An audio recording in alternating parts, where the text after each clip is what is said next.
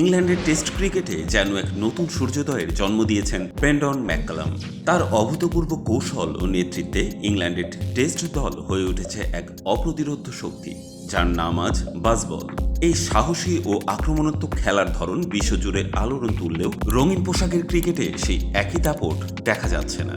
তাই England and Wales cricket board এখন ৩ সংস্করণে কোচ হিসেবে ম্যাকালামের উপরেই আস্থা রেখেছে, যেন তিনি সাদা বলের ক্রিকেটেও এনে দেন একই রকম বিপ্লব। দীর্ঘ ২ বছরের বেশি সময় ধরে ম্যাকালাম টেস্ট দলকে পুনরুজ্জীবিত করে তুলেছেন, সাফল্যের মুকুটে যোগ করেছেন একের পর এক পালক।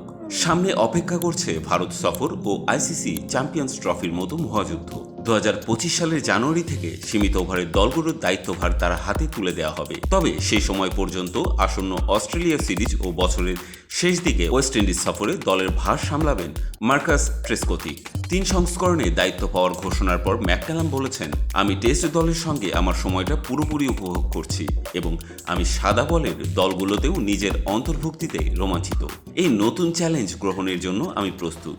ইতিমধ্যে গড়ে ওঠা শক্ত ভিত আরও শক্তিশালী করতে আমি জস বাটলার ও তার দলের সঙ্গে নিবিড়ভাবে কাজ করতে আগ্রহী। ম্যাককালামের হাত ধরে ইংল্যান্ডের সাদা বলের ক্রিকেটেও শুরু হতে যাচ্ছে এক নতুন অধ্যায়, যেখানে প্রতিটি মুহূর্ত হয়ে উঠবে এক অনন্য ইতিহাসের স্বাক্ষর।